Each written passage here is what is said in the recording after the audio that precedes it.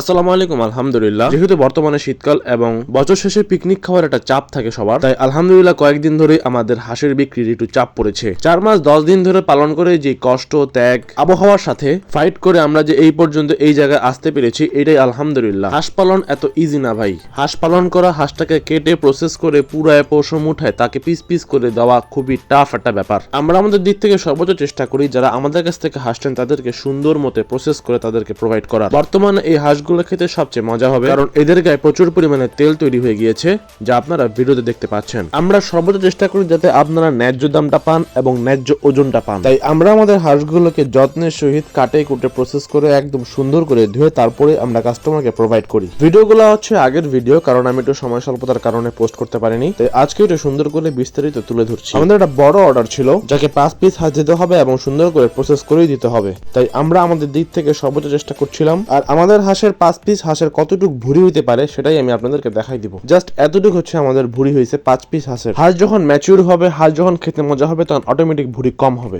দিনাজপুরে 4 থেকে 5 দিন ধরে প্রচুর পরিমাণে শীত এবং কোনো সূর্য দেখা যাচ্ছে না। এত পরিমাণে শীত আমাদের কাজকর্ম করতে অসুবিধা হচ্ছে। পরের দিন আমাদের আরো হাঁসের অর্ডার ছিল, তাই আমরা আরো হাঁস ধরতেছিলাম। হাঁস ধরার শেষে আমরা বাকিগুলো হাঁসগুলোকে ছেড়ে দিই এবং তারা তাদের মতো করে সারাদিন বিচরণ করে। সবাই আমার জন্য দোয়া করবেন। আসসালামু আলাইকুম ওয়া রাহমাতুল্লাহ।